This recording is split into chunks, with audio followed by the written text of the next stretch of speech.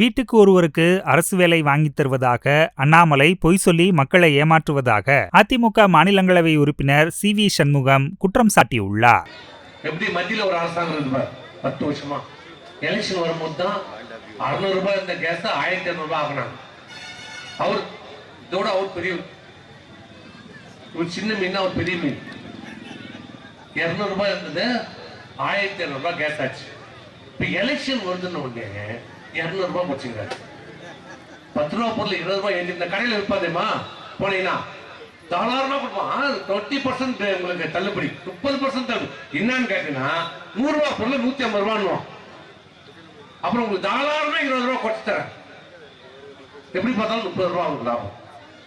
அது மாதிரிதான் அங்க மத்திய அரசுலயும் எதுவுமே கிடையாது. என்ன நடந்தது 10 ஆண்டு காலத்துல? வேலைவாய்ப்பு வந்ததா? புதிதாக திட்டங்கள் வந்ததா? ஒரு எய்ம்ஸ் கொடுத்தாங்க, இன்னொரு இது காம்பவுண்ட் செவர் கூட கட்டல 5 வருஷம். எதுவுமே இல்லை. பொண்ணு சொல்றாரு, இன்னைக்கு அந்த பிஜேபி தலைவர் அண்ணாமலை சொல்றாரு, நாங்கள் ஆட்சிக்கு வந்தால் வீட்டுக்கு ஒருவருக்கு அரசு வேலை. கேட்கிறவங்க கேனா எதை ஒன்றாலும் சொல்லுவார். வீட்டுக்கு ஒரு அரசு வேலை. இன்னைக்கு அரசு ஊழியரே மொத்தத்தில் எவ்வளவு பேர் இருக்காங்க? 11 லட்சம் பேர் தான் இருக்கிறாங்க.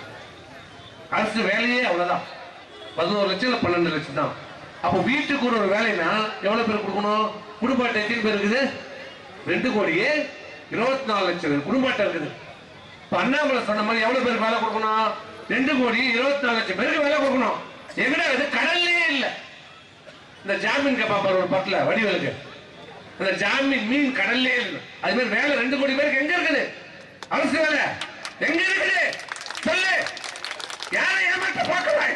பித்தலாட்ட வேலை. செய்திகளை உள்ளது உள்ளபடி தெரிந்து கொள்ள ரெஃப்ளெக்ட் நியூஸை சப்ஸ்கிரைப் பண்ணுங்க.